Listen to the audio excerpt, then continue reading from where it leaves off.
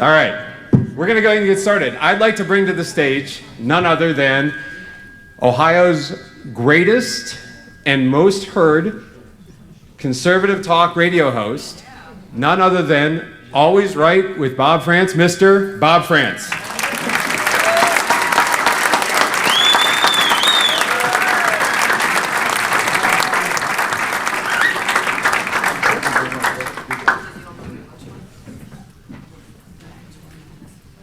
Now, I don't know if those rankings are official or not. Did anybody double check Dominion?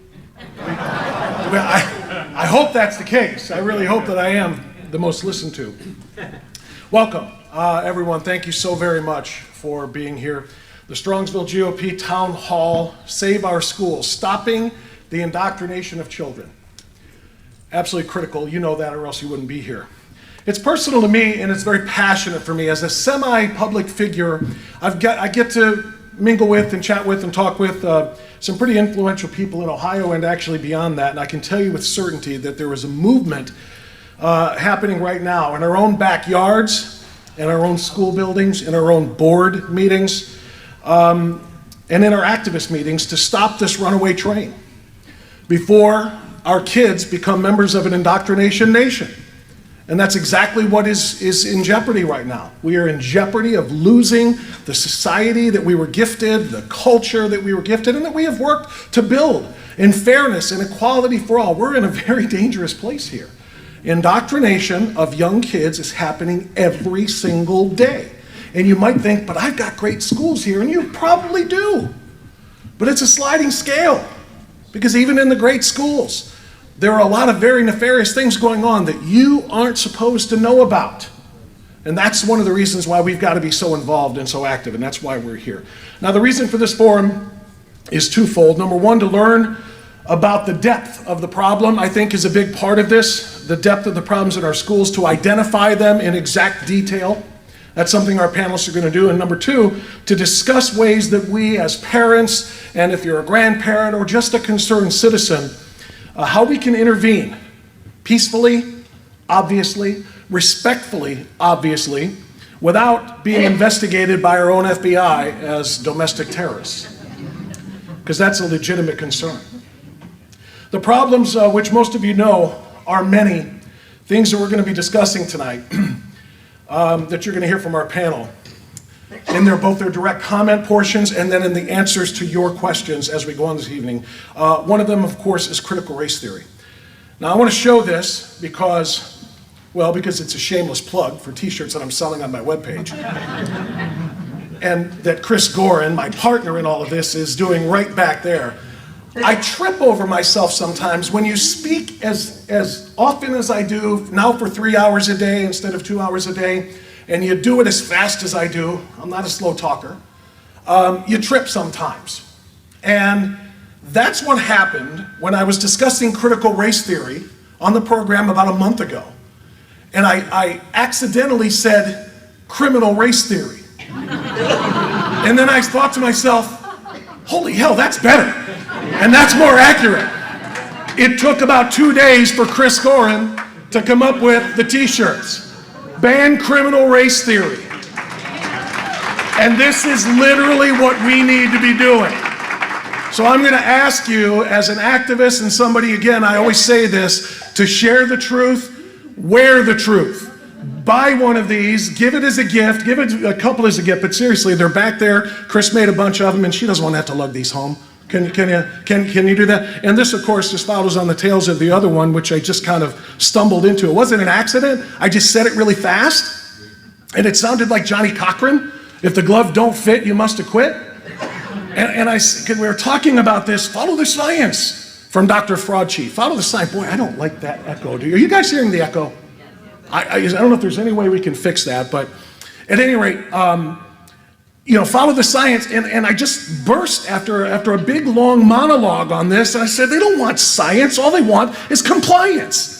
They don't want science. They want compliance. If the glove don't fit, you must acquit. I said, I'm going to make a t-shirt. Chris called me and said, how many you want? And bam, there they are too. So By all means. No, seriously, these have become very popular in the short time they've been on the web. So by all means, you can buy them on the web and pay $5 to ship them, or you can buy them here and pay $0 to ship them. But we would very seriously like you to consider that. Now, after that blatant display of capitalism, which I hope you respect, considering this crowd, now let's get into the matter at hand. Critical race theory and criminal race theory. What is it? Why is it so dangerous for kids? 2, critical gender theory, or social emotional learning. All of this kind of combines together, but critical gender theory is part of a larger movement in which kids are being recruited. Thank you. The feedback is annoying, and I apologize. I don't like to sound annoying other than what I say. Yeah, thank you. Kids are being recruited by a very ambitious organization of activists into becoming something that they are not, all for the purpose of helping that organization gain more political power. And that is a legitimate threat that we are worried about. And number 3 is parents' rights. There was a time when teachers welcomed the input of engaged parents who wanted to help their kids understand the material, if they needed help with homework, if they needed explanations. And teachers would call parents and say, can you tell me what you're doing here? Because he's not getting it, or she's not getting it, and I want to help support. And they work together and collaboratively. Today, far too many of these teachers, acting on behalf of their unions more than anything else, are telling parents, you know what, stay in your lane.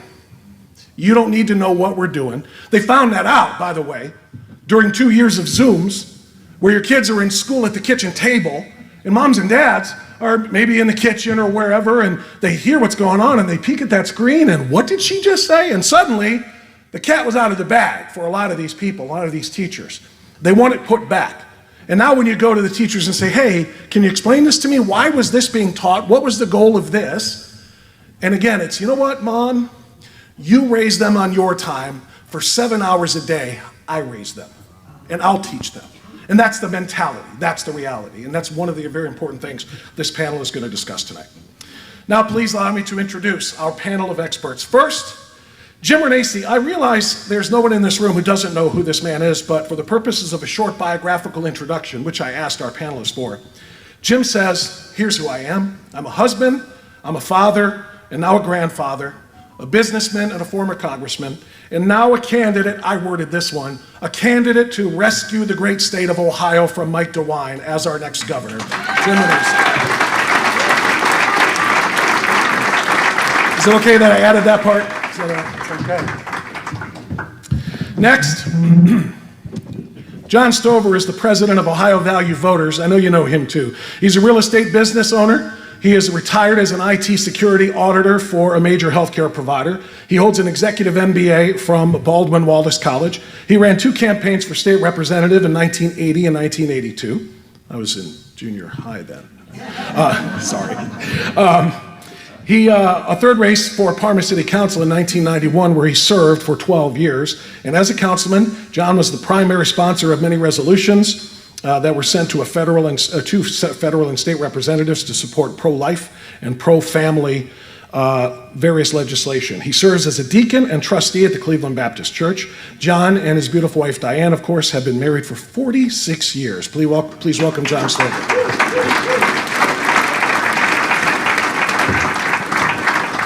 I see you ditched the tie. John saw me come in and said, doggone it, Renacci doesn't have one in either. If Kirsanow comes in here without a tie, that's it, I'm out. Speaking of Kirsanow, Peter Kirsanow is a partner with Benish's Labor and Employment Practice Group in Cleveland. President George W. Bush appointed Peter to the National Labor Relations Board in 2006. And he's in a hurry too. He testified before the Senate Judiciary Committee on the nominations of Neil Gorsuch, John Roberts, Samuel Alito, Sonia Sotomayor, and Elena Kagan to the Supreme Court, and Jeff Sessions to Attorney General. He also continues to testify before and advise members of the U.S. Congress on a variety of matters. In 2020, Pete was appointed to the 1776 Commission by President Donald Trump and was reappointed by House Minority Leader McCarthy to his 4th consecutive 6-year term. That makes him the longest-serving member in the history of that commission. Peter is the author of thriller novels Target Omega, Second Strike, and soon-to-be-released Black Russian, as well as The Devil's Weapons. He's a graduate of Cornell University and Cleveland Marshall College of Law, where he's been an adjunct professor of employment law. Peter Kirsanow, come on up.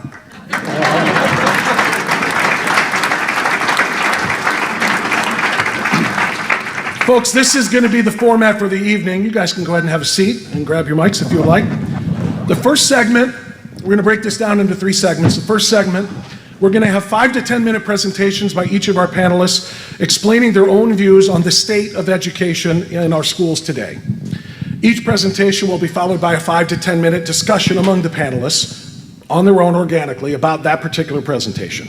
Then secondly, each candidate, I feel like it's a debate, each panelist will answer a question that I've prepared for them about these various issues. The third segment will be questions from you. There's a microphone set up in the middle of the aisle there that will be used for that segment. We will, of course, ask you to be direct in your questions. When you ask them, avoid giving speeches. If there is a need for a follow-up question, I will determine whether or not we have the time to commit to that at that time on a case-by-case basis. Please don't take it personally as we try to move along. So, having said all of that and kind of laying out the ground rules here, we're going to start off with Jim Renacci. Jim Renacci, 5-10 minutes, your choice. The state of education, the state of our schools today as you see it. Well, thank you, Bob, and thank you all for being here as well. This is a good group to learn from. I want to listen. I want to hear what you have to say. But here's what I would tell you. As I travel the state, and I've been doing it now since 2017, one thing I've learned very quickly is, one of the biggest issues we face is schools and the education and how our children are being educated. The issues, whether it's CRT, SEL, whether it's comprehensive sex education, and how the government is trying to indoctrinate our K through 12. But I will tell you, it's not just K through 12 either. There is a administrative handbook out there, Transfer 36, I believe it is, where now this governor and this administration is actually pushing the same issues as part of college curriculum. So we are now, there's now a requirement that colleges start to indoctrinate much of this into their curriculum in Ohio as well. So it's interesting because it's just not K through 12. I mean, it continues to permeate all the way through. And we have a governor, the biggest problem is we have a governor who really, I mean, I don't know if you heard today his State of the State speech, nothing about education. Nothing at all about the problems in education. He's okay with what's going on compared to other governors who have stepped up and said, we're going to eliminate CRT, we're going to eliminate SEL, we're going to eliminate comprehensive sex education. It's just not going to be taught in our schools. And if you do teach it, we're going to eliminate your funding. Those are the type of governors who are leading states that are much better prepared and are much more willing to step up and change this. If we don't have leadership that does this, this is the kind of educational system we're going to have. And the problem is we're seeing it more and more and more. And you're going to hear about this from our other panelists too. But the biggest issue we have is we don't have strong enough leaders and leadership. And let's face it, education isn't a priority. Even though, if you look at our 4 spending areas in the state, education's one of the 4. I mean, it is one of the primary education areas. The governor has 4 areas, prisons, education, Medicaid spending, and roads and bridges. Those are your 4 major areas, and we have a governor who really talks about so many other things.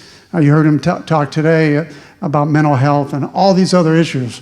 But what you never hear him talk about is how we need to overhaul this education system. So I'm happy to be here tonight because I do believe our education system is failing us because we don't have leaders who are stepping up and saying, stop the indoctrination, get us back to basic, reading, writing, arithmetic, and history, and stop trying to teach our children the indoctrination of some of these other issues. So I can tell you, I'm concerned for our schools.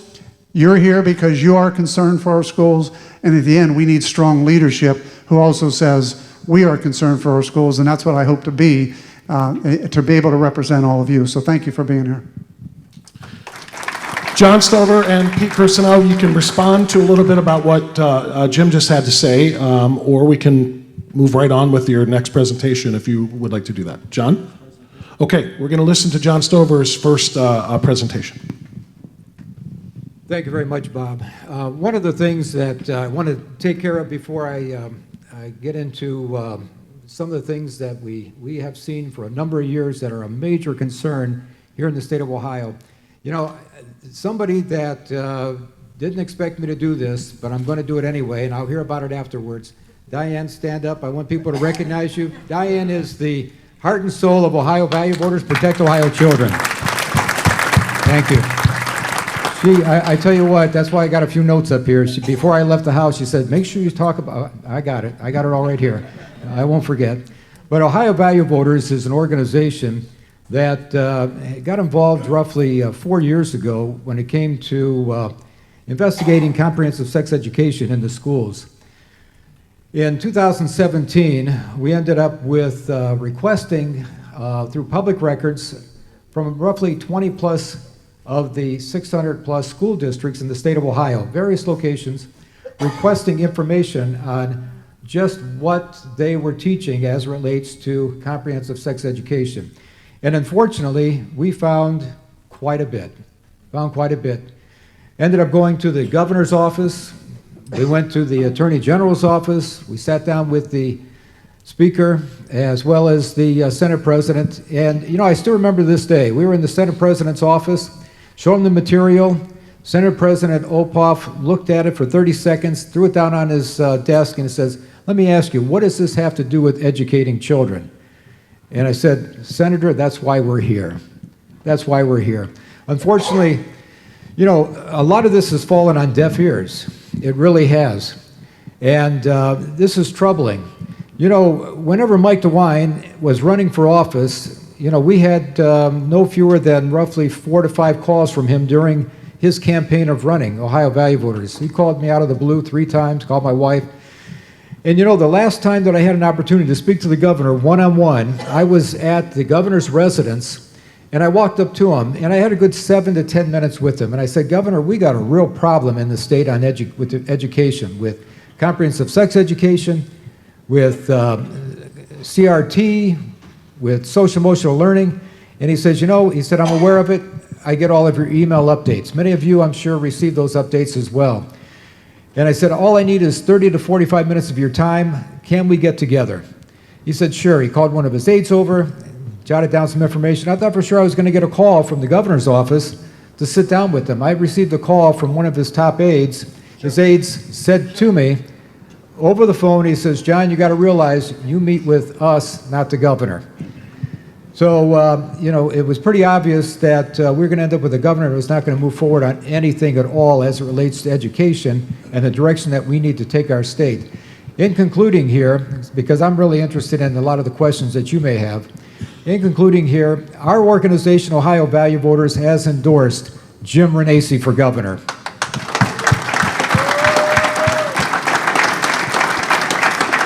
Now, I had an opportunity, my wife and I, we sat down for a good 3 hours with Jim, and we went over a number of different things as relates to education, other areas of the state, but primarily education. And I firmly believe that Jim Renacci is going to be the type of governor that we have in Florida, the type of governor now that we have in Virginia, and he's going to be somebody that's going to make a difference here in the state of Ohio on behalf of our children and put an end to this inability of a governor that we currently have serving to get anything done. Thank you very much.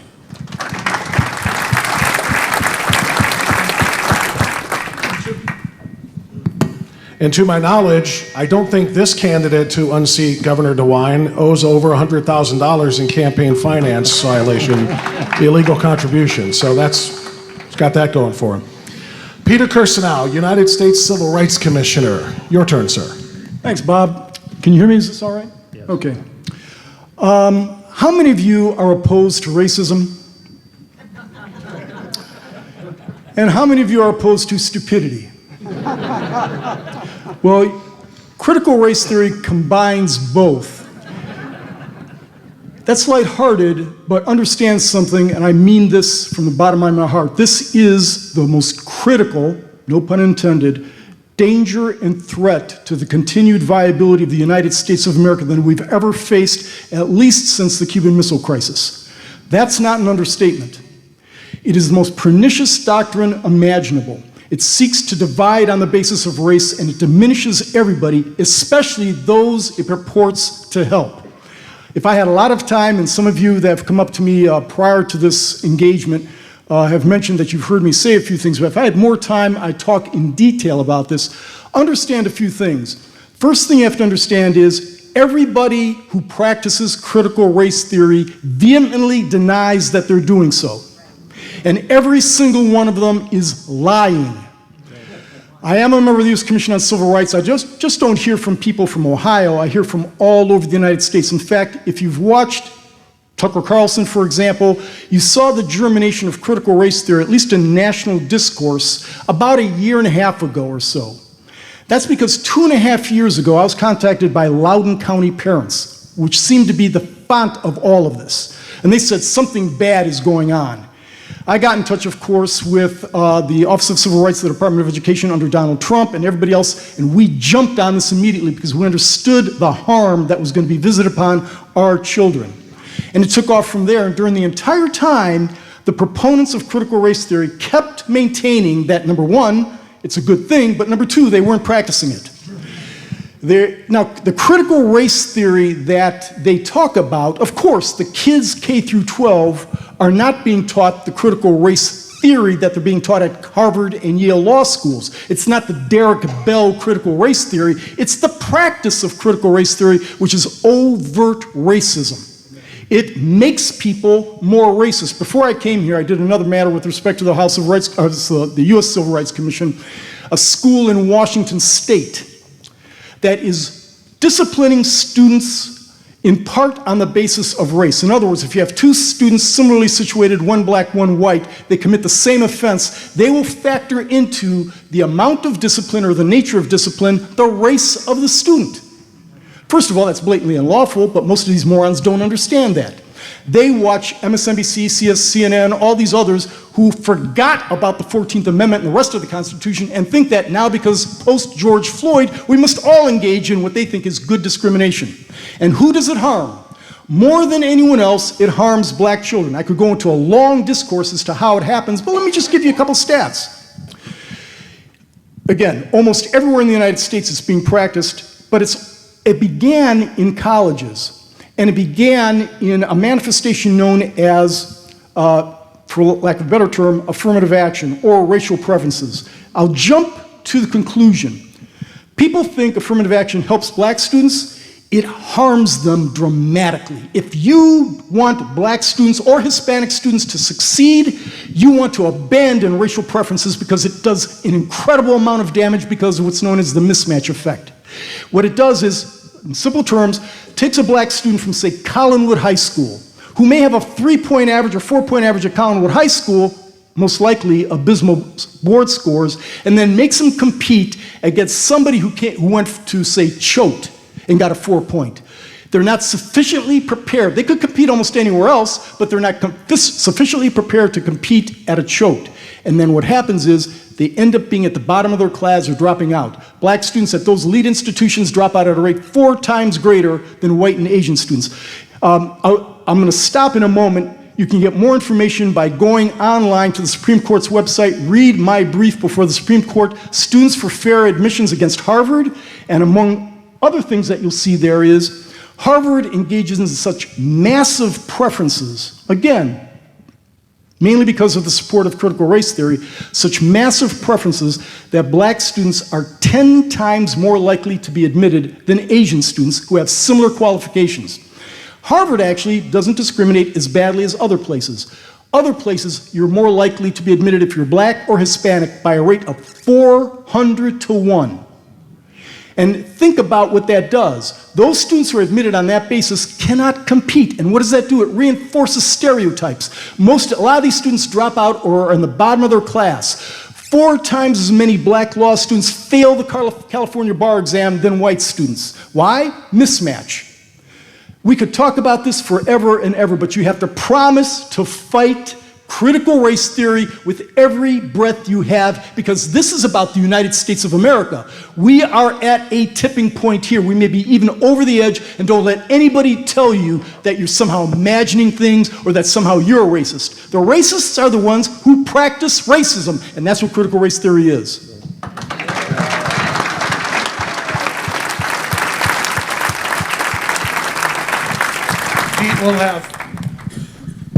Pete will have plenty of opportunity to expand on those. I know he's got a lot more he can offer, but that's going to be in response to questions. So we're going to start now with the questions that I've kind of put together for each of the panelists. Again, sorry, it's political season. What am I going to do? By the way, speaking of, he mentioned going online and finding things. Anybody who's taking video or photographs here, if you wouldn't mind submitting them to me for my website, alwaysright.us, so if you have not yet visited it. I want to put events like this front and center because I want to show everybody how active and how wonderful these conservative, concerned citizens like you are. So pictures that you get of our panelists, anything of that nature, please send those to me for my website. Now, our first question is going to be for Jim Renacci. As we go back to the beginning here. Is this on? Echo went away. A few months ago, the National School Boards Association sent a letter to the federal government, to the Biden administration, asking for the Department of Justice to start monitoring parents who were coming to school board meetings and daring to ask questions and challenge some of the curricula and building practices going on inside of those schools. Now, we later found out that the Biden administration requested that letter so that they would have an excuse to then sic the FBI on these parents, that they wanted to be very, very quiet. The NSBA, in fact, apologized for that letter after the fact, which is how we know that it wasn't their idea. They were literally solicited by the federal government. The premise was parents who intimidate or harass school officials should be investigated by the FBI as possible domestic terrorists. Problem is, not one word in the letter or the order by Merrick Garland defined what intimidated or harassed means. Is intimidating being a little bit louder than someone else?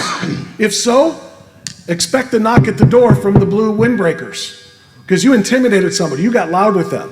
What's harassment? Is it asking the same question a second time because you didn't get the answer the first time? What if I ask it a third time? Now you're harassing me. We need you to come to the door, ma'am. So this is what went on. Jim Renacci, if you're the governor, and even if you're not, because I know you care whether you're in that elected office or not, what would you like to do in our state to guarantee parents have the right to coordinate with school officials to establish rules and curricula? And what is your opinion of the backpack bill to allow parents to take the money that is allocated by the state for the education of their children and get them out of schools that do not cooperate and put them into either private schools or charter schools where they might have better luck? Well, thank you, Bob. And look, that's why we're here. This is a really good question about parents should have the right to not only understand what's being taught, but actually participate in what's being taught. And that's the problem. When governors, because again, remember, governor's position is leadership. One of the biggest problems we have in Ohio is we have a governor who doesn't lead. Leadership just means standing up, stepping up, and saying this is not going to happen in Ohio. Look, I would tell you that one of the biggest dangers we have in this state is not getting involved, and it's one of the greatest things that happened last year. We saw more people stepping up and getting involved in school districts. It's not just as important to change the governor, although I think that's extremely important. I hope you agree with me on that. I also believe it's important to start changing these school board members and making sure that we have school board members that step up and understand that they are representing the parents and they're representing the curriculum that the parents want. And we can do that because we need to just become stronger and get involved. That's why you're here tonight. Those are the most important things we can do and I'm glad to see that it started last year. People started saying, I'm going to run for school board. You know, it used to be, especially in local office, that one of the worst jobs was running for school board. And I take that like 20 years ago, people say, I'm not running for school board because you go in there and you get harassed. The problem is we need people to go in there and get harassed and say the right things and realize that we should be teaching what the parents want us to teach, and that we should not allow the superintendents to dictate what is being taught. It should be the parents who are represented by the school board teaching. And I got to tell you, every parent needs to be vocal about their child, and every parent needs to go to these school boards and say, enough is enough. And I know we're starting to see that, but we got to see it more. And don't worry about the FBI. I mean, think about it. How crazy is that? You're a domestic terrorist if you want to know what your children are being taught. We need more people stepping up, getting involved, and going to these school boards and getting elected. Look, Bob's exactly right. No matter what happens to me, I am passionate about this state. And I think it starts at school boards, but it also starts at local levels too, all the way up to the governor. We need to take back our education system. It starts at the school board level. We need to tell the Department of Education in Washington, D.C., leave us alone, get out of our way. Seriously, we don't need somebody. You know, when I was in Washington, I never forget, I brought in 600 superintendents from all over the state to my office, and we talked about the needs of schools. And one thing I learned, these superintendents said, look, we don't want a one-size-fits-all. We want, you know, if we're in Louisiana, we want to be able to teach our kids Louisiana way. If you're in Ohio, you want to teach your kids the Ohio way. And there is a difference, but at the same time, it should be the parents that make those decisions. And we got to really get, and you know what they all said? And I just told you we need to get our superintendents out of the way, and it should be our parents, and it should be the school board. But at least those superintendents all said the same thing. They said, in the end, we want the federal government leaving us alone. And I think if we can do more of that, here's what I promise you in Ohio. I want the federal government leaving Ohio alone in everything. In fact, God bless all these people that want to go down and represent our state in the federal government.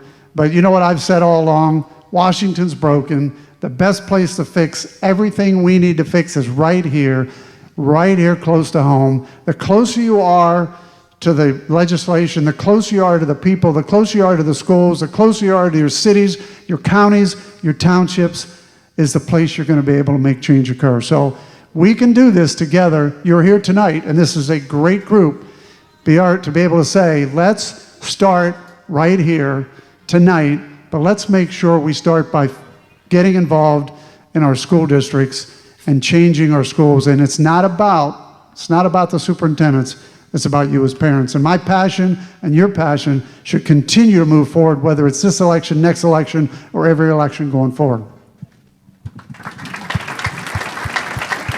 John and Pete, any follow-up on the parent aspect before we get into the next issue? You know, one of the things that Ohio Value Voters has constantly embraced is the fact that we are always, 100% of the time behind the parents. Parents have every right to know what is taking place in the classroom in regards to the education of their children. You know, one of the things that Bob mentioned earlier regarding COVID, you know, a number of parents' eyes were opened when it came to what their child was learning in the classroom whenever this remote learning was taking place. I'd even seen where a couple of school districts, you know, they sat around, they talked about it, and they said, well, what are we going to do? And somebody came up with a bright idea. They said, well, I tell you what we'll do. We'll have a waiver, and we'll have the parents sign it, basically saying that they will not look over the shoulder of their child. You know, that actually happened. So when it comes to the parents, we are 100% behind the parents.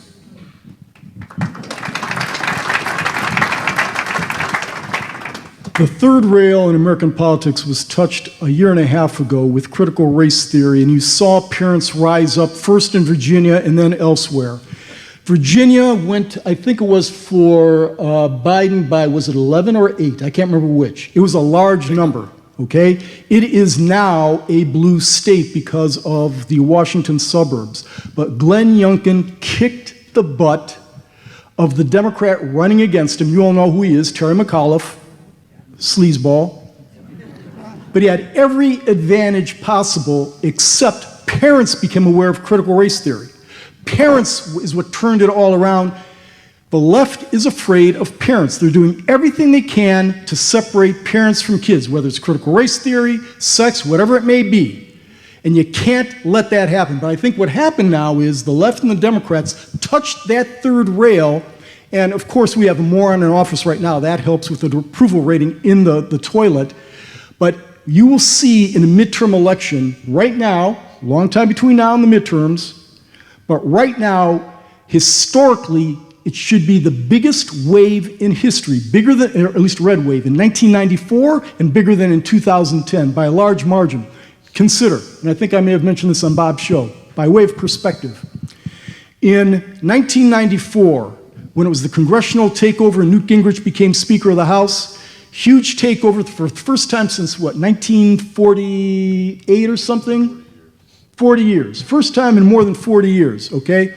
The generic ballot was +4 Republican. That was astonishing. Astonishing, because Democrats typically have to have a +4 advantage just to break even, because their voters too dumb to come out and vote. Okay? +4, think about that.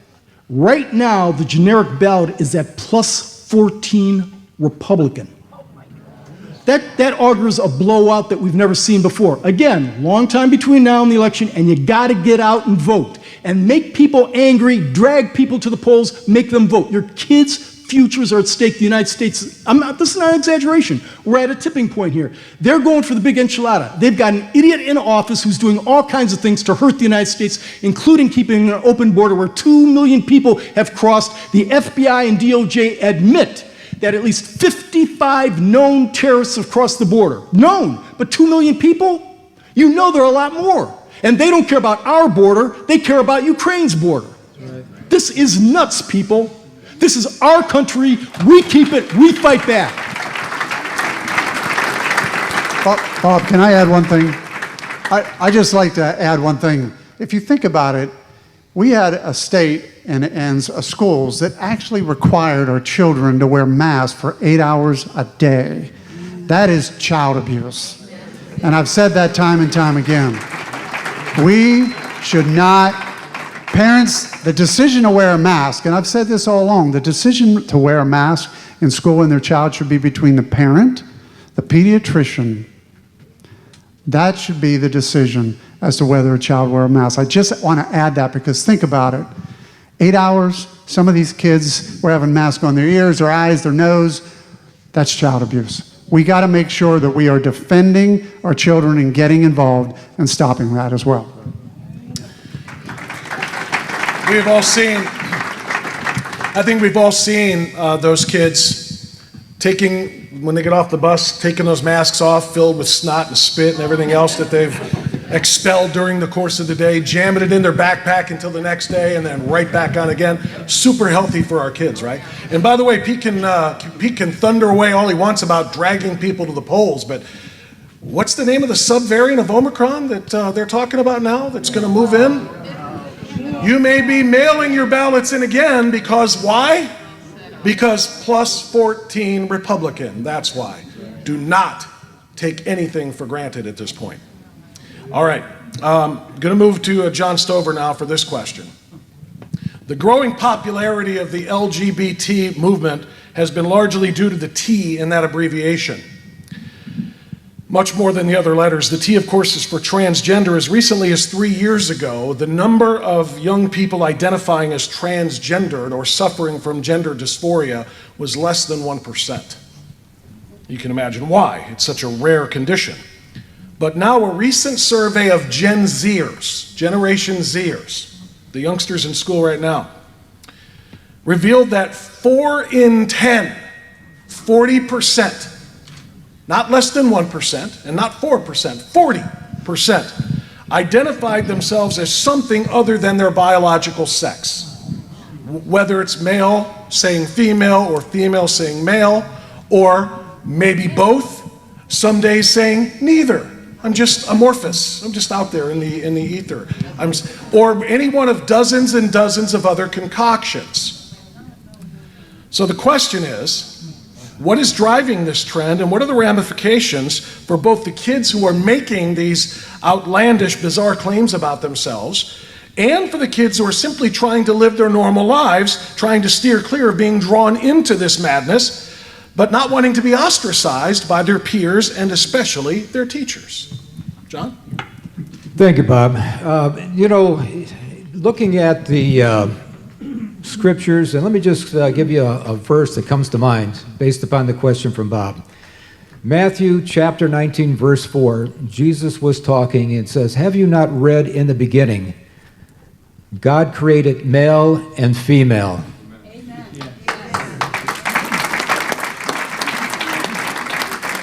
This is something that unfortunately we're seeing with social emotional learning. It's something that our organization is taking extremely seriously because supposedly now, because you have, these psychologists that are coming into the classroom, they are determining that maybe Billy is not really Billy.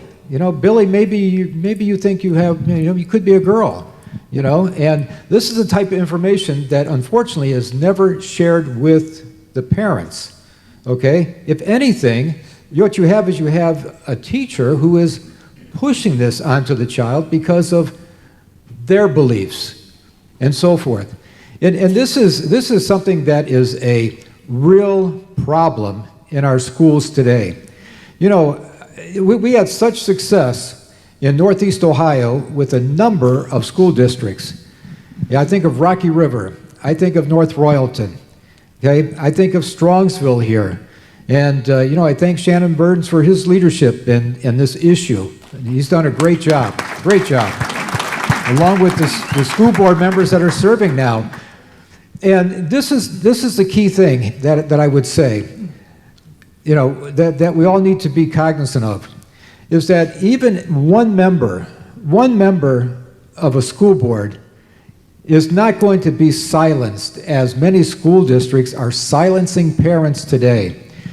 Some school districts had a policy whereby you could not come before the board and speak. There was no open dialogue.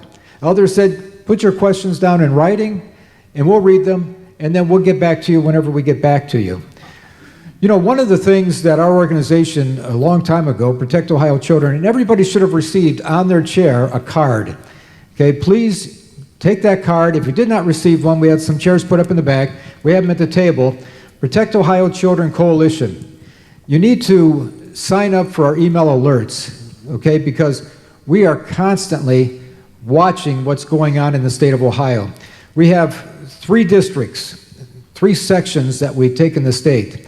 If you go to Protect Ohio Children and our website, you'll see that there's a north, central, and south. And the north side here, and Bob is well aware, he's been on his show many times, Jonathan Broadbent, who's done a fantastic job in working with parents, working with school board members, attending meetings, and so on.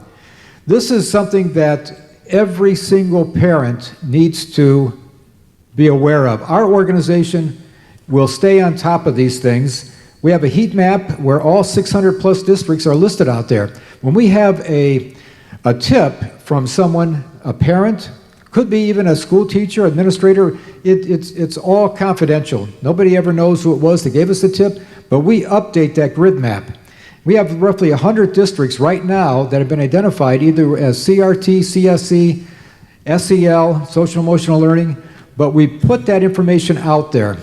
We've never had a school district file a lawsuit against our organization or come back and say, you know what, you're wrong. Why? Because we get it right. And if somebody was to contact us and say, you know what, this is not here, we would have them prove that it's no longer there. But that's the thing that you can do. And some of you are out here from a school district and you say, well, I don't really know if that's being taught. One of the things that we point out is that it's extremely, extremely important that you know your rights. I give credit, not this General Assembly, okay, because we'll maybe have time to talk about some legislation that continues to be stalled in committee, but I give credit to some previous General Assemblies and governors. One of the things that you need to be aware of is Ohio Revised Code 3313.60, Section G. Parents and/or legal guardians of children that are in the public school, you have the right to go in to the school board and request immediately to see anything and everything that your child is being exposed to. You need to exercise that right. We had a situation in Rocky River, and then I'll conclude here. We had a situation in Rocky River where one of the parents there called us up, and I got her on the phone. And I tell you what, Rocky River, they've done a fantastic job over there. Anybody from Rocky River here tonight? Okay. They've done a fantastic job over there. I see we got Max Miller. Max, glad you, yeah, Max Miller, running for Congress. Running for Congress. Ohio Value Voters has endorsed Max as well. But I spoke to the lady who had a child in the school, and she said, you know, they're not giving me the information. I went in, they said it's going to take weeks. The language states immediately, promptly, they will provide this information. I said, take the specific Ohio Revised Code in hand with you and give it to the school board president and let them know they're in violation of the law, and if necessary, you're going to get your attorney involved. What's that section again? 3313.60, Section G. 3313.60, Section G, whereby parents, legal guardians have this right. Well, lo and behold, when she went back in to speak to the president of the school board, within 2 days she had all the information that she needed. Within 2 days. So once again, be involved. Make sure you're getting our updates. And if you know of something that's, and you can go right to our website and see if your school district has a issue with one of these areas that we're updating. Thank you. Jim or Pete, any follow-up on any of that with the comprehensive sex education, social emotional learning, anything else before we move on? Just one thing. I don't have much to say on that. I think I spoke about it a little bit on Bob's show this week. You know, we've been studying that Civil Rights Commission for a long time. Some of you have heard me say that if you want to know what the left has planned for America 5 years from now, come to a Civil Rights Commission hearing today. And we've had hearings on transsexualism for quite some time now. And there's a lot to say about it. Let me just say one thing just to put everything into perspective. And I may have mentioned this on your show, Bob. Just this past week were the NCAA swimming championships, and many of you know that Will/Leah Thomas just obliterated the record books, okay? He had been a mediocre male swimmer and now pretends to be, look, I would afford anybody dignity and respect, but afford me the dignity and respect of not speaking a mistruth. That is calling someone who is objectively a man or woman. That's not true. And it's hard for me to say that. And as I said to many of you before, this is less about transsexualism than it is about getting people to accept propositions so that their minds will accept other absurd propositions, such as communism is good, okay? And this has been something, it sounds strange, but many of you who know your history can look back to the old Soviet Union, look back to Nazi Germany, and this was the playbook. Read Darkness at Noon by Arthur Koestler, or any of the dystopian novels. It's there, it's right there, and they're going from this playbook. But there have been a number of females who've been harmed by this. We talked about Loudoun County. There have been 2 females who were raped. Students raped by a transsexual who was in the female bathroom. And they covered it up. Extraordinary, because they had an imperative, a politically correct imperative, to not let parents know about something that would cause them to pitch a fit and burn the school down. This was nuts. And other females, all these females who from the time they were in the 4th grade were swimming their hearts out, 4 hours a day, getting up when it's 4 in the morning, cold, swimming, in the hopes of maybe making it in the NCAA championships. And somebody crosses the line, gets ahead of them in line, and then competes as a woman who's actually a man. You've seen Leah Thomas. Why not let LeBron James play in the WNBA? Why not let Mike Tyson fight a female boxer? We have categories for a reason. Why not have 12th graders play against 2nd graders? We have categories for a reason. And the reason is it's not fair. This goes beyond mere education. We have a lot of time. If we had more time, there's so many permutations to this we could discuss, but it's wrong. I'll probably get canceled, probably lose my job, because guess what? The totalitarians are in charge. They accuse the right of being totalitarians. They're the ones who impose totalitarian edicts at every turn.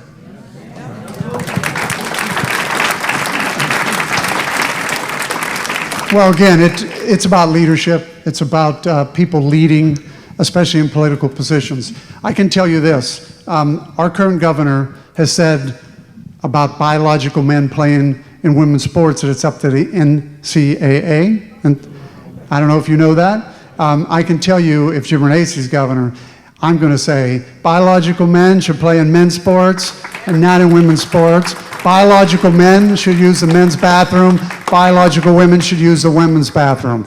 But indoctrination comes from a whole lot different place, too. I want to tell you a little story. Joe Knopp, who's my lieutenant governor, I don't know if you've gotten to know Joe, but Joe is just a great guy, and he's a movie producer.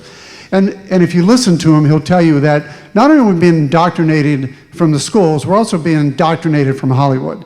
And if you think about it, Will and Grace made, homosexuality okay. It made the idea of it, and that's the new generation, the next generation that's being indoctrinated. But it goes even one step further. He was telling me, he's done 4 movies, he was telling me that he was talking about doing another movie before he jumped on my team, which was going to be about Christ and the apostles. And what Hollywood and what the film industry said was, we'll support that, but which one's the transgender? Now think about that. Think about that. Hollywood is saying, if you're going to do a movie about Jesus and the apostles, you need to tell us which one is the transgender.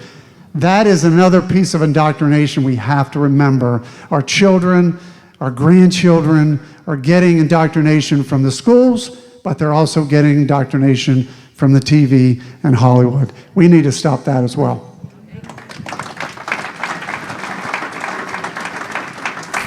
Let me just give you a very, very brief update. We're talking about women's sports. I couldn't agree more than what has been said by Peter and Jim.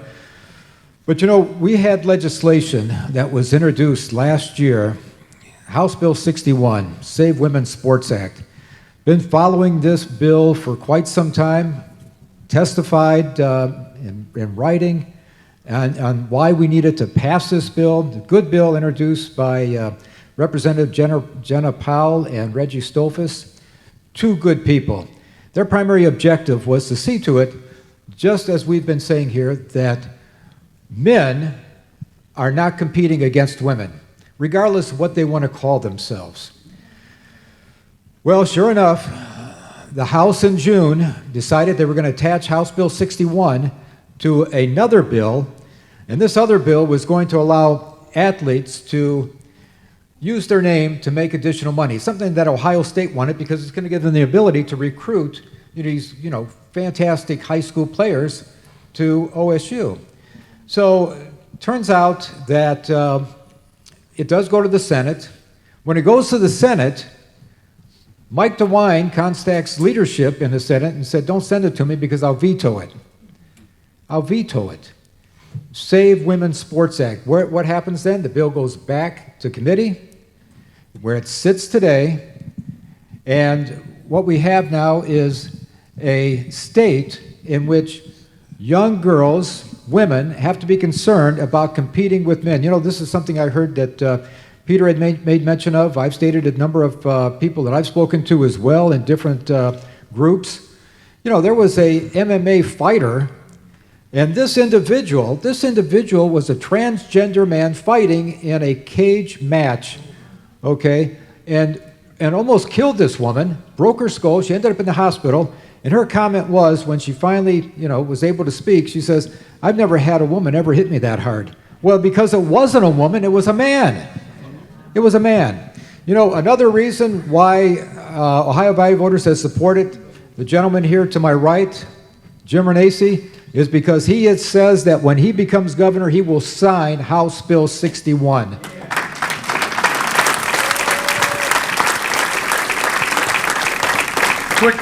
quick follow-up. In addition to the competitive aspect of this, they covered it a little bit.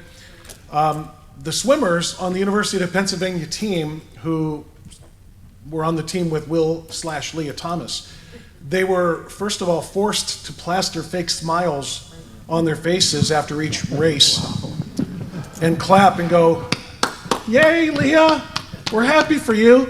Because if they said anything about "this is ridiculous, I should have been first," they're going to get canceled.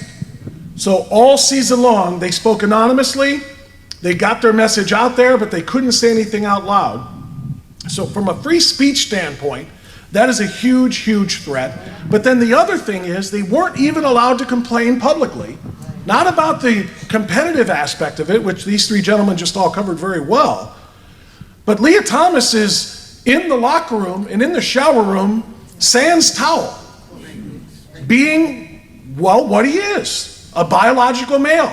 And these women, these young women, these college girls could say nothing about it until it was all over, until after the championships, and now it's being discussed. But again, they are being canceled. The one who complained the loudest, who finished 17th in the championships, and the top 16 made the finals, and she said, "I was kicked out of the finals by a biological male." For saying that, Twitter revoked her account.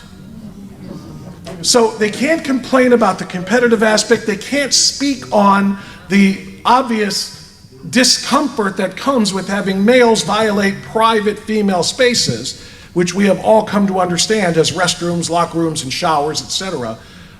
They can't even speak out against that. So it's extraordinarily important that we who can do so for our younger daughters, because this is going to happen in the middle school competitive teams and the high schools. It already is. And while there might not be UFC at the NCAA level, there's wrestling.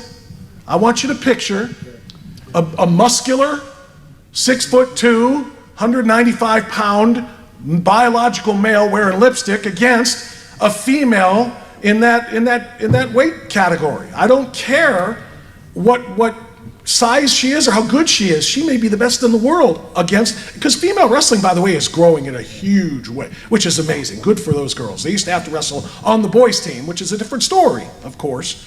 But what about the boy who slams those girls to the mat in ways that, quite frankly, they would not face on their own? Shannon? You got to move us along here. While you ask your next question, I wanted to let the audience know that if you'd like to ask questions to the panelists, you have your opportunity to stand up in line here and do that here. So please go ahead, Bob. Last question that I have for our panel here, and then yes, we will get to all of your questions. This one, Pete, we're going back into your CRT wheelhouse. You seem to have an opinion or two about this. About 3 years ago, the New York Times Magazine commissioned and published a lengthy series called the 1619 Project. The argument made by the authors was that the United States was not founded in 1776, but it was founded in 1619, when the first African slaves were brought ashore in North America. And the country that grew from that has its entire history rooted in slavery, which continues in the form of systemic racism today. That document has found its way into public school curricula across the country, despite critical reviews from all sides of the political spectrum, all sides, that have declared it to be fiction. It is still in the schools, being taught to our kids. Pete, you were appointed to the Presidential 1776 Commission to respond to that 1619 document. Today, critical race theory is being taught either by name, as you pointed out, or in practice in schools across the country, drawing on many of the concepts in 1619. So please give us a working definition. Maybe you can do it better than Ketanji Brown Jackson can do at the confirmation hearings. Give us a working definition of what critical race theory really is, so we know how to explain it to those with whom we interact. And then tell us what kind of an impact such teachings, false teachings about the origins of America have on our kids. Yeah, before I do that, I want to say something about Ketanji Brown Jackson. In response to a question from a senator, she said she didn't know what a woman was. This despite the fact that it was one of the two principal reasons why she was appointed to the Supreme Court in the first place. When you accept that kind of idiocy, you will accept anything. when a Supreme Court nominee says, I don't know what a woman is, what other kind of idiocy is going to emerge from that? By the way, as many of you know, I have testified in 5 different Supreme Court confirmation hearings. It's a lot of work to do that. You read everybody's briefs, and let me just say this. I mentioned this to somebody earlier. All due respect to Ketanji Brown Jackson, I've probably interviewed over 100 candidates for district federal court positions here in Ohio on behalf of Senators Portman and Brown. I'll simply say, and I can't reveal all kinds of stuff, other than to say that if Ketanji Brown Jackson had been interviewing, I put her, charitably, in the bottom third of those interviewees. That's for Northern District Court and Southern District Court of Ohio, not the Supreme Court. Let me back up. What was the question? Otherwise, I'll go off on this forever. The question was about 1619 Yeah, and how. 1619. But before you continue, can I Yeah. just hit something super quick? And I don't know how many people realize this. When she said she couldn't define what a woman was, her reason was because, quote, I'm not a biologist. So is she not acknowledging that the determination of what a woman is biology and not psychology? I would like people to accept it and acknowledge that. Yeah, the 1619 project actually post-stated critical race theory, but they emerged from the same premise, and that is that the United States of America is inveterately racist. That is the founding of America. This is what the 1619 project says, and to their credit, 3 leftist historians, some of the best in the world, one from Princeton, Sean Wilentz, for example, in articles published by, guess where? The Socialist Workers Daily, said this is garbage, but the New York Times continues to run with it and is promoting it in 5,000 different school districts around the country. Its premise is that the actual founding of the United States was not 1776, it was 1619, allegedly when the first slave, even get this wrong. Anybody who reads history knows these things, but Nicole Hannah-Jones, who's the progenitor of this, knows nothing. She's not a historian. She's got red hair for a reason. Bozo used to have red hair. Remember Bozo? Look, the 1619 project's premise, which feeds into critical race theory and vice versa, is that every system and institution in the United States of America was designed to suppress people on the basis of race, to elevate white supremacy. Let me go off on a tangent. I wrote this down as I was driving. There are cops here, I shouldn't admit this. I wrote this down while I was driving. I can chew and walk and chew gum at the same time. This was in the Smithsonian, okay? A poster in the Smithsonian, in the African American Smithsonian Museum, all right? It was a poster defining white supremacy. It had these indices of white supremacy. And ask yourself, who does this help and who does it hurt? First, this is an indice of white supremacy. Self-reliance. Having a family with a husband and wife. Being objective, rational, and having linear thinking. Believing hard work is the key to success. Thinking that work should come before play. This was in a poster defining white supremacy at an institution financed with your tax dollars. You should work before play. Believing if you don't meet your goals, you didn't work hard enough, that's white supremacy. Delayed gratification, having respect for authority, punctuality, being polite, and being precise in speech and math. Math is racist, of course. Now, think about that. They're saying this is white supremacy. To me, it's the indices of success. They are shoving this down the throats of black kids. There's no better prescription for failure than to adhere to these tenets. That's racism. We should all be upset about this. Vote for a guy like Jim Renacci so we don't have milquetoast governors. Unfortunately, I like her, but she's made some mistakes. Kristi Noem, for example, was one of the first to nix the gender identity bills and the prohibitions against males participating against females. You have to watch out for these Republican governors at every turn because they want to be quote unquote nice. Okay?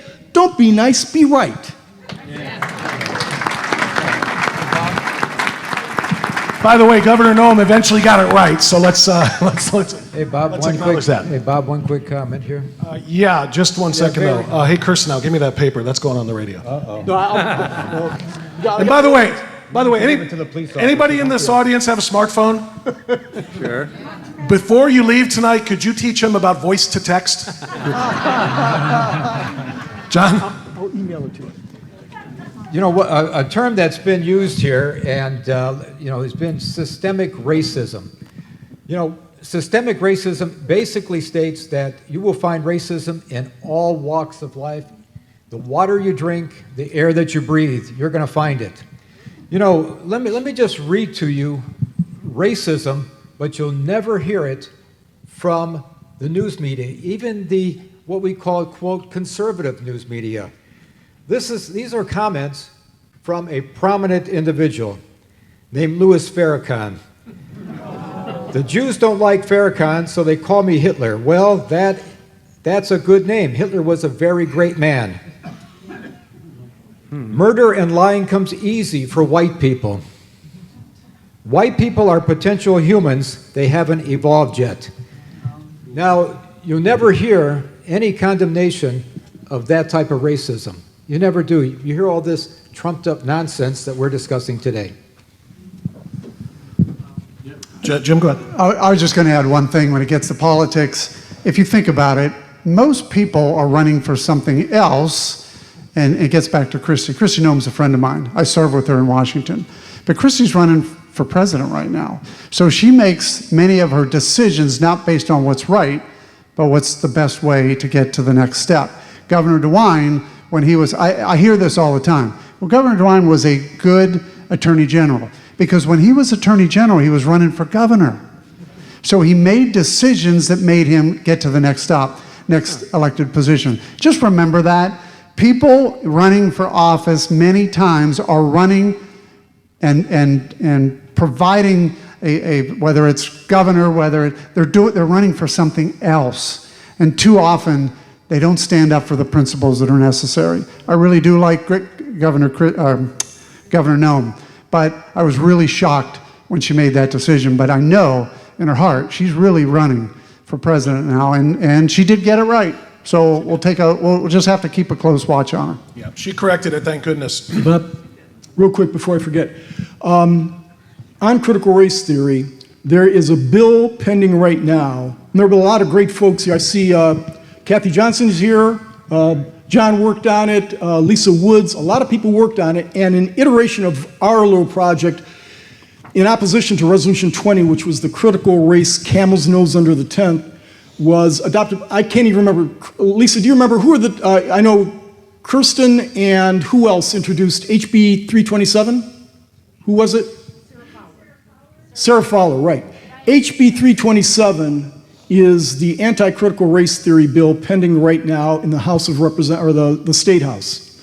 Contact your representatives and tell them to get off their butts tomorrow and get the thing passed. If you don't want critical race, we have a vehicle. We have a vehicle right there. You cannot trust a lot of Republican governors to do the right thing. It pains me to say that. Okay? They get all wishy-washy because they're concerned about the press. You know, the media is always going to be attacking them. Heck with the media. They don't know what the heck they're talking about. Stand firm. Look at Youngkin. Okay? Take that as your measure. If you do the right thing, you will win. So show some, I was about to say something scatological. Show some guts.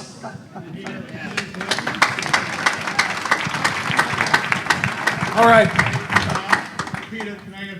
To that, Representative Cupp is the one keeping that from coming out of committee. You have to call Representative Cupp and demand he get it out of committee and then bring it to the floor. That's HB 327, 327, 327. Is Cupp getting anything out of committee that we want? 248, ring a bell with anybody? Just wondering, yeah, listen, this is part of why we have to do everything that we can do because we cannot trust them to do it for us. All right. The line is long and getting longer, so let's move into the question and answer. Now, as noted, please refrain from giving speeches, only in the interest of time. Ask your question directly. If it's aimed at one particular panelist, name him, If not, we'll just kind of let somebody pick up the ball and run with it. Okay. Go Good. right ahead. Thank you, Bob. And guys, this is great. Thank you very much. This is very informative and just terrific. Strongsville GOP has rules for asking a question. And they're simple. Have to ask a question, like Bob said. Don't make a statement. If you make a statement, you have to stand in the corner behind the stage and look at a picture of Joe Biden for 10 minutes. So get right to the point. Here we go. Was that Biden or Blystone? The question that I'm going to ask is something I think is going to throw all three of you off. I don't know if you are familiar with the Dormanshire Children's Hospital in Portland.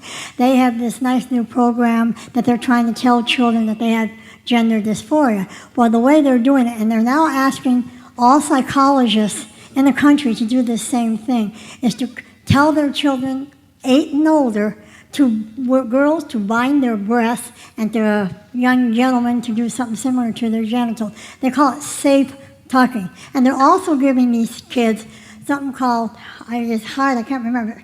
Solicit sex shops, very specific sex shops that are designed for children to see this stuff on so that they, quote, know how to do this. And my question to you is like, Jim, are you willing to check on these hospitals and these psychologists that you will not allow these sex shops for children to be in Ohio? And I think the other two of you, since you're all interested in how this affects our children, this affects them in school. This affects them all over the way, because they're now being told when they see a psychologist for something, they got gender dysphoria. Okay. So how would you, I want to know how you would deal with it. Well, first off, leaders lead. Governors should be leaders. Governors should say this is not going to be a practice that's going to be tolerated in our state. Governors should also say, by the way, when Peter was talking about 327, Governor DeWine, Governor Renacci, I can tell you, would say, I want 327 on my desk. That's how you get things done. You lead, and then you ask for the House and Senate to follow. We need more governors. We need more elected officials that lead. No, let me just make a very brief, quick statement. You know, you need to realize this. There is big money involved with this matter of confusing these kids. You know, the Cleveland Clinic, University Hospital, a clinic, they put a facility up in Lakewood a few years ago, expecting to have this opportunity to make money on mutilating children. John referred to this earlier, but only a few years ago, approximately 1.2% of all children, whether it be from K through 12 or even beyond, had identified as trans, 1.2%. And that number has spiked considerably. I don't know where it stands now, because it's almost like one of those debt clocks. 40% in Gen Z. 40% according to... Well, that's a good... That 40% is... Let me tell you something about 40%. When it was at 1%, 40% of individuals identifying as such, at one point or another, attempted suicide. Why would we be promoting something that has such a dramatic percentage with such a devastating outcome? What is wrong here? Have we lost it completely? I'd say we have. Let's get back to being normal. I want to follow up, please. Jim, we often talk about Ron DeSantis, Kristi Noem, other governors who are doing it right. What would it take for you? Would it take an act of the General Assembly, the legislation, or could you, by executive order, ban the teaching of CRT and its elements, even if it's not by name? Can you ban social emotional learning, even if not by its name? Can you ban the tucking stuff that's going on in the psychology departments that was just taught? Can you do that with executive order? Do you need the weak and ineffective GOP leadership in Columbus? And I'm sorry to be realist, but they are weak and they are ineffective. Do you need them? Well, first off, what you do, and I believe in a democracy, you ask the House and Senate to get you that bill. If they don't, then you do the executive order, and then you challenge them. You challenge them to come after that executive order. That's how you lead. That's what Governor DeSantis does. That's what I'll do. That's what I wanted to hear. Next question. I'm sure everybody in this room can think of a beloved teacher. There are heroes in our country. My question is regarding the thugs and the educational mafia in the unions and the NEA. And Mr. Renacci, what do you have in mind as far as getting that under control or even abolishing the NEA? Thank you. Well, look, you know how you abolish it? You have competition. You know how you have competition? You have a backpack bill that works. It allows parents to take their child and move them to a school. Might not be a public school, might be a Catholic school, might be a charter school, but competition will weaken the stronghold that the unions have on the schools.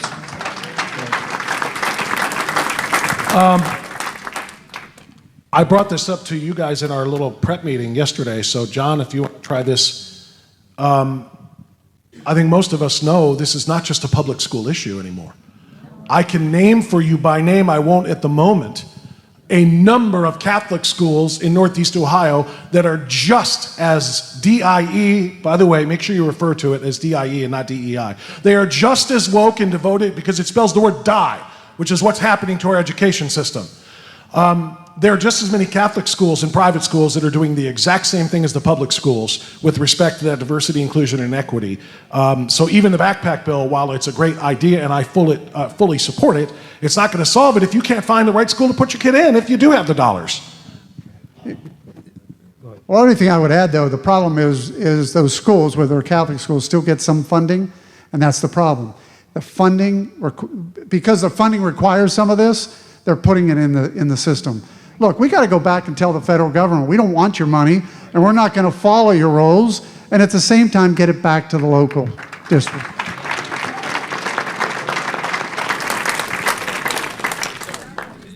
Once again, I would say this, it requires parents, legal guardians of children, whether it's in a Catholic school, a public school, or even a so-called, quote, Christian school. You need to know what your children are being taught. And, you have that right as parents. Don't let anyone try to tell you otherwise. You just need to stay informed. I'm going to flex on something here for a second, and I apologize for the self-serving nature of this, but I think it's also instructional. Do what you have to do to get your kids in the right school, even in the high school level. Do what you have to do. I recognize that along with my wife, and that's why my daughter is a junior on her way to law school from Hillsdale College right now. Talking about not taking federal funds, that's exactly what he said, and it's exactly right. Jim Renacci just said, we don't want your funds, so you can't tell us what to do, and they can actually have college be what college is supposed to be. Higher education, not higher indoctrination. Find those schools at every level, including at the college level. I can't give any better advice than that. Not that you asked for it. Next question. Hello, Bob. How are you doing, my friend? I couldn't let my... You didn't tell me you were coming. I just found out about it today. I couldn't let my Salem host get in on this action without me, so I came in. I was going to ask about the backpack bill, because I have a new employer. I'm going to be the West Side representative for American First Prosperity. So I'll be dealing with a lot of you on these issues of backpack bill, economic progress, and so forth. So I was going to ask the governor, our future governor, about the backpack bill, which you talked about. What I want to ask you is, what are you going to do to make sure that even the state government, which has become a little bit larger, kind of contracts a little bit and shrinks back in the size? Because it's annoyed all of us with this pandemic. There are no two more dangerous words than public health when it comes to government authority. So what are you going to do to curtail some of that? Well, what's interesting, and most people aren't aware of this, but in 2034, we'll have the least amount of 17 and 18-year-olds ever in the history of the state of Ohio. So if you think about that, we still have the same amount of high schools, we still have the same amount of colleges. By the way, we're a state with the second most colleges in the country. Pennsylvania's number 1, Ohio's number 2. If we don't have 18-year-olds to fill those schools, that's overhead. At some point in time, we do have to contract. And I know people don't like to lose their mascot, and I know they don't like to lose their high school, but at some point in time, there's going to have to be a contraction when you don't have enough 18-year-olds to fill the high schools and the colleges, and that's really going to have to be answered. That's got to be a governor who leads and says, we know it's coming, let's look at the statistics, and let's make sure we are, why do we have a community college right next to a college and a branch and all these, this is all overhead that we got to be able to eliminate. So there has to be contraction just based on the number of individuals, 18-year-olds that'll be around in 2034. Thank you. Thanks, Khalid. Next question. Hi. So as a high schooler, I noticed that in school we're not really being taught real life skills. So Jim, my question for you is, if elected, what will you do to require our schools to teach classes like civics, ethics, those type of classes? Well, look, I've said this already. We got to get rid of CRT, SEL, comprehensive sex education, get back to the basics. And by the way, you know what one of the other basics is? Just basic finance. I mean, kids are coming out of high school and can't add and subtract. They can't make change. They can't work at a McDonald's because you give them $5 and they can't make change. These are basic requirements that we have to get back into our education system. But the governor can cause that to happen by saying, we need this done, and getting the legislature to help. And if he doesn't help, it's the same old thing. I'm not a big supporter of executive orders, but executive orders will make things happen. And if they're necessary, you do them. And that's what I love, again, about Governor DeSantis. John? Yes. Very quickly, House Bill 327, the gentleman that stood up and said that it was Bob Cupp, Speaker of the House, holding this bill up. Very good. I don't know how you get your inside information, but I follow and I talk to these people all the time. The chairman of that committee, State and Local Government, is a fine man, Scott Wiggum. And just recently, I had a text message going back and forth relative to that bill, and I did everything except have him raise his right hand, okay, and swear that he was going to tell me the truth because of the fact that I had to ask the questions to get the answers. Okay, because he didn't want to say anything about his speaker, because it could be detrimental to one's career, I guess. But anyway, I finally asked him, said, where's the bill at? He said, well, it was coming out. Why isn't it coming out? Is it the speaker who's holding it up? He replied back, yes. And ladies and gentlemen, let me tell you what, this is unfortunately, I think, an election year, Jim. Do you think it's election year? I think it's an election year. And you know what? The General Assembly is not going to do anything that's going to jeopardize this governor. And I had a state senator state to me privately, he said, well, you know what it's all about? It's the devil that we know. Okay, lightning. So that means obviously no backstories, quick questions and quick answers, and fire away. I'm concerned about the civics being taught in the schools or not. What would you do as governor to require that schools teach the historical foundation of our country, in the Judeo-Christian influence that is in many monuments and places, even in DC, that have scripture on them. It's also present in our language. So in history and literature, how can we bring in that heritage so that the children know this? That was one of those extended lightning strikes. You've been in a storm before. That's okay. Jim? Well, look, one thing that politicians don't do very well, but business people do, I've been in business for 38 years, is prioritize. So you have to be able to prioritize that in our schools, in our education system. You got to prioritize the funding for it, and you got to make sure that when you prioritize the funding, you say that we're on reading, writing, arithmetic, and the history of this great country. That was lightning quick. By the way, anybody else find it weird that immigrants to this country, not the illegal ones who sneak in here, but the ones who come here legally, we make pass a civics test. We don't make one American child pass a civics test. That is very, very bizarre to me. John? Bob, I have a very quick response. Very quick. Go to wallbuilders.com. Wallbuilders.com. It's a website. David Barton. I'm telling you what, you will get the true American history from this man. Wallbuilders.com. Thank you. Next question, lightning round. Question for Jim. I'm a parent in Berea City School District. My kids been affected by this woke leftism stuff. And I really feel, as Youngkin showed, it's a winning campaign in Ohio. And what is your campaign? You going to be getting out mailings and stuff? I feel like enough parents don't even know this stuff's happening, at least in my district anyway. Is your campaign going to get mailings out and press this issue? Thank you. Thank you. All I can tell you is that myself and Joe Knopp are in a different town 2 times a day, 3 times a day, traveling around. And when we say our priorities are, number 1 is overhauling the education system, removing CRT, SEL, comprehensive sex education and supporting a back bill. So we're talking it, we're pushing it, it's out there. You know, one of the problems with voting, I tell everybody this, we have 3 types of voters. We have those that are engaged and know what's going on. We have those that only get engaged in the last week or so, and then we get only those engaged on the last day, election day. What we need to do is have all of you help us, help your friends, your family members, other Ohioans understand that there is a candidate out there that is prioritizing this information. Next question. We have the legislature passing laws about curriculum, we have the Department of Education, and we have the state school board. Explain who is responsible for what, and what are the negative consequences to those who don't teach what is supposed to be taught? That's a great question. Any one of you can answer it. You know, let me provide you an answer relative to, you mentioned the state board. Right now, we have one of the largest, if not the largest, state boards in the country. We have 19 members. 19 members. You have 11 that are elected, 8 that are appointed by the governor. And, you know, many people look upon this as being an issue, being a problem.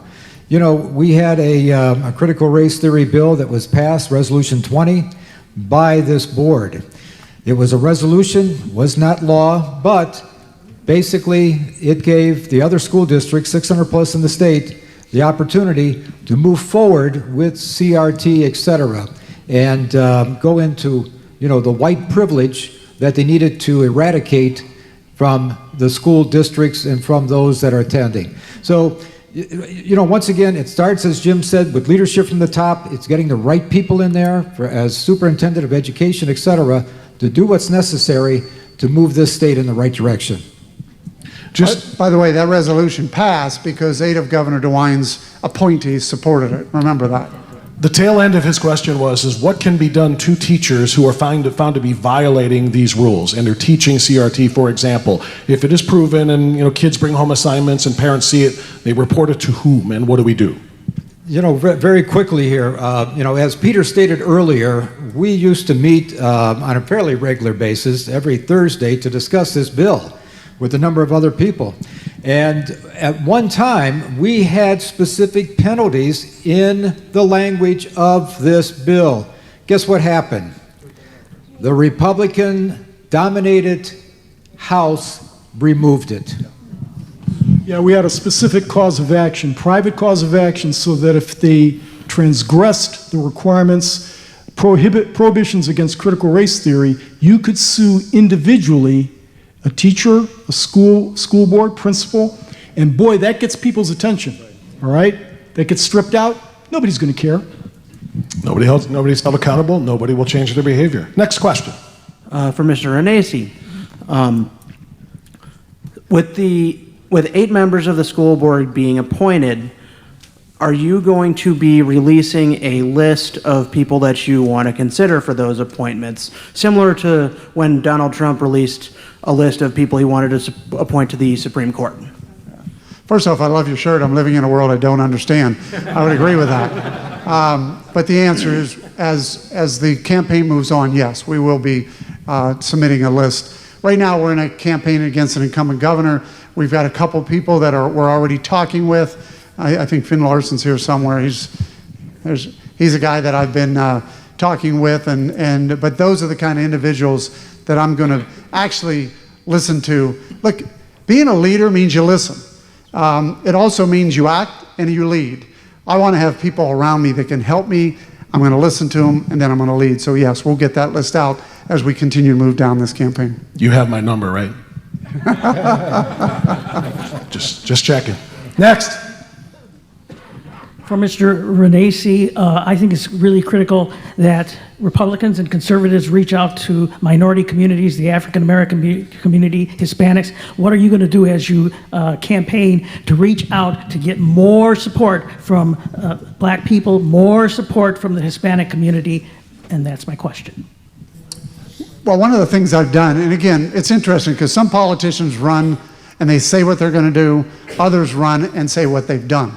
I actually was part of an organization that believes in mentoring, believes in getting businesses, business leaders and we did this in the city of Cleveland. And we had multiple classes where we would say classes with 20 underprivileged African-American youths who we actually hooked up with mentors and got them to see what the opportunities are. I'm so proud. There was a guy, an individual that was living on the street that came, and I actually brought him to the State of the Union when I was still in Congress, because he told me that his mentoring actually taught him that he could be a school teacher, and now, I mean, he's a principal. But here's a kid that just needed a little mentoring. That's what I think we need to do. This is a great opportunity right now for the GOP to make devastating inroads into the minority electorate. Many of you have heard me say that, I did an analysis 25 years ago, presented to George W. Bush. All Republicans need to do, all they need to do, is get more than 12% of the black vote nationally, and Democrats cannot win. Now, that's nationally, but it translates to the local level also. Look at where the polling numbers are right now because of the great person we've got in the White House right now, okay? For the first time since the 1920s, Republicans are polling at nearly 40% favorability among blacks and greater than 50% among Hispanics. When you see Democrats going crazy, it's because they've seen those polling numbers. It presents an enormous opportunity. But as a number of us said, you don't get what you don't go after. And as Woody Allen said, 90% of life, right, is being there, is showing up. Show up in the black community, and you are here. I live in inner city Cleveland. All my neighbors are black, okay? I've been living in the same place for 40 years. No Republicans would ever come to our neighborhood, never got a flyer, never got a sign, nothing. My wife and I are the only Republicans in our ward, okay? We had nobody to really vote for in primaries. In 2004, the GOP finally showed up, and there were a few yard signs. They had a few mailers, a few flyers. George W. Bush increased his share of the black vote in Ohio by not 5%, not 10%, but 100%. It was decisive in defeating John Kerry. So if you want to win, go where the votes are. You're going to get 80% of the white vote, but make sure you get a significant percentage of the Hispanic vote and the black vote, and the Democrats will go the way of the Whig Party. Yes, sir. This question is for Mr. Kirsanow, a future Browns receiver. And by the way, never miss him. He's 10 o'clock Tuesday. I know that much. What station? 1420. That's thank you. I'm from Hudson, and I'm not here about ice fishing. But I did have, I'll lay this anecdote because, real quick, we had a fifth grade teacher tell the white students that they were, fifth grade, they were advantaged by white privilege, and ask a black student, fifth grader, to relate an incident of racism that child had suffered. That's just the beginning. My question for Mr. Kirsanow is, we've thrown out SEL, CRT, all that, courageous conversations, but the problem as I see it comes from the Department of Education and that board, and it's called the Whole Child Framework, which is attempting to induct through that. Yeah. That's the channel, along with the federal government, that is really indoctrinating our school and trying to create a moral equivalent to what used to be in our schools. I guess I better shut up. Well, no, we do need to, but what about the whole child framework? Yeah, one thing you have to keep in mind is there's a trickle-down effect here. The Department of Education is in the hands of really radical people right now, and I know many of them, okay? One of them used to be the chair of the U.S. Commission on Civil Rights. She's very smart. Remember this. They may be doctrinaire, they may be, totalitarians, but they are not dumb, and they know precisely what they're doing, and they're planning 3 steps ahead. That's why we have to be 4 steps ahead. They are attempting, through critical race, all manner of things to change the nature of education and the child's environment because they're trying to change the country. This sounds almost like tinfoil hat territory, doesn't it? I'm almost embarrassed to say this, but all you have to do is look at some of the executive orders that our president has signed in this regard. We're in dangerous times right now, and unfortunately, we need people like Jim Renacci because too many Republicans are acting like the Republicans of the 1950s and 60s. They don't realize the critical environment we're in right now. They think it's, well, yeah, these are generally good-hearted and nice people, and many of them are. But the ones who are driving the bus, those folks we should be afraid of, be very afraid. And by the way, speaking of football, in 1969, the only reason I came here is to make sure you Strongsville people know that in 1969, I scored 3 touchdowns on our freshman football team against Strongsville. Right, Tom? Remember that? By the way, speaking of Hudson, there's no truth to the rumor that the Browns' new quarterback has moved to Hudson. No truth. Now, just bury that thought. Yes, sir, next question. Okay, so everybody knows we have time for 3 more questions.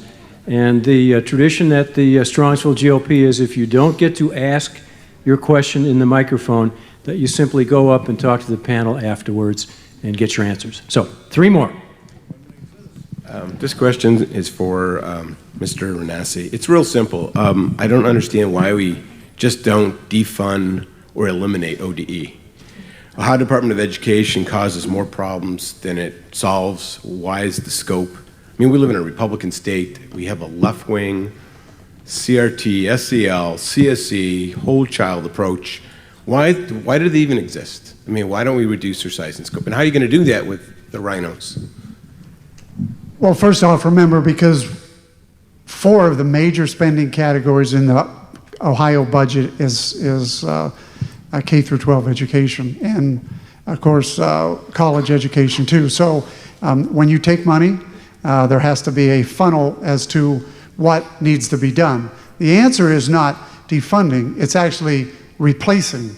You know, replace those in charge with people who are not going to indoctrinate, replace those in charge who are not going to require this indoctrination, and then monitor and oversee, but let the parents be in charge and make the decisions. John? Very quickly here. You know, Jim said earlier that, you know what, as governor, you need to listen. You need to listen to the good people around you. I mentioned earlier we sat down for 3 hours with Jim to discuss many of the things that you're raising today. And Jim listened. I can say that, he listened. I firmly believe that Jim Renacci, as our next governor, we are going to see a 180-degree turn from what we currently have in that governor's mansion. Amen. Next question. Follow up on the State Board of Education. And I want to do a simpler yet all-inclusive question, and I want each of you, because you come from different perspectives and backgrounds, to answer this. What is the value, viability, and necessity of a State Board of Education? Pete, why don't you lead off? Boy, yeah, give me the hard question, thanks.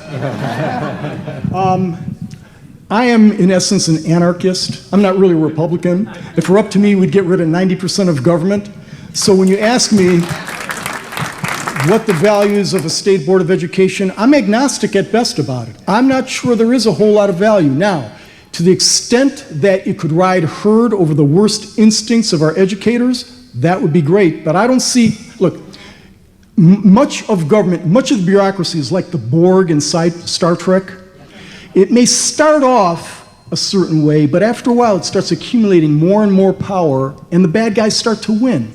That doesn't mean there aren't good people in it, but it starts to assume a shape that it didn't have before and absorbs people in a way that you didn't expect. So again, I'm joking a little bit about being an anarchist, but I do think that if we shrunk government, by shrinking government, I don't mean taking departments and making them smaller. I mean eliminating wholesale many departments. If we could eliminate the Department of Education federally, we'd be better off. Look at the stats. Also, I always tell people, look at the numbers, look at the stats. You all took math class. Look at the stats as to where we were on the National Assessment of Educational Progress, for example, in the nation's report card, back in 1979, before Jimmy Carter decided we needed a Department of Education, and where we are now. We're spending, I don't know if it's current, but $40 billion it was? Wasn't that it's probably more than that now under Biden, because $40 billion here, $40 billion there. We're spending $40 billion on the Department of Education, and nothing is improving, and it arguably is getting worse. Why continue to do that? John, Jim? You know, I'm just going to have to, for a lack of time here, agree with 100% what Peter just stated. You know, let me also state that anytime I get with Peter, whether it's on our Zoom conference calls or tonight, you know, I really need a fire extinguisher because this guy puts my hair on fire. It happened to me already. 2 votes for anarchy there. I would just add, the Board of Education was set up for good reasons, and like Peter said, sometimes those good reasons fail. The reason why the governor has 8 seats to appoint is because you're supposed to have a governor who appoints people for the will of the people. He gets elected, or she gets elected, and he's supposed to represent the will of the people. The problem is when you have a leader who puts 8 members on who aren't representing the will of the people, allows CRT, SEL, and all the things we're talking about tonight, it's not working. It's absolutely not working. So the answer is, we need to have, if we're going to have board members, which we have today, we should have them that are elected by the people and represent the people, and they have to have guidelines as to what the people want. If that occurs, it works. If it doesn't occur, then we need to eliminate it. Last official question for the panel, but again, don't bolt for the doors. We're going to chain these guys here for a little bit. If you've got questions after, as you were told, you can come up and ask them personally. Yes, sir. Is it Renacci or Renacci? That's not my question, but I keep hearing both. So you know what? That's the biggest problem, because if Renacci, whatever. Here's all I need you to do is vote for the double C. Right, double C. You vote for him, we're all set. Okay. My question is, are you familiar with Mark Meckler's work with the Convention of States movement? And if so, how serious do you take it, and what would you do to get Ohio on board with it? Well, let me tell you what I believe, and I had to serve in that crazy place called Washington, D.C. If you want to fix Washington, you got to do 2 things: term limits and a balanced budget amendment.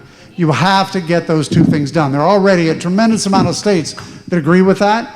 I think Ohio needs to step up. We have weak leaders. Nobody's talking about it. Ohio needs to get in the game and say, I support at least those minimum things for a convention of state. If you want to fix Washington, it needs to be done at the state level. You have to have governors who say, Washington, I don't want your money. I don't want you bothering me anymore. And by the way, you were supposed to get limited power 200 and some years ago. This absolute power that you're taking is gone. And we're gonna number 1, term limits, take it away from you. And 2, balance that budget or don't come home. All right, ladies and gentlemen, real quick, can we get a massive round of applause for all 3 of our panelists here?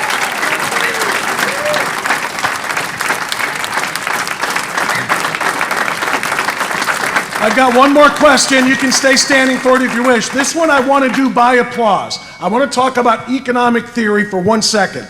By round of applause, how many people here believe in socialism? By round of applause, how many people here believe in Marxism?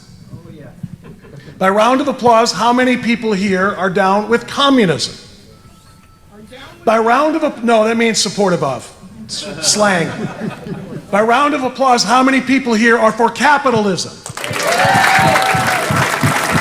It sounds unanimous. Now go prove it and buy your banned criminal race theory shirt right now at the table in the corner before you leave this building. Thank you, everyone. I appreciate you.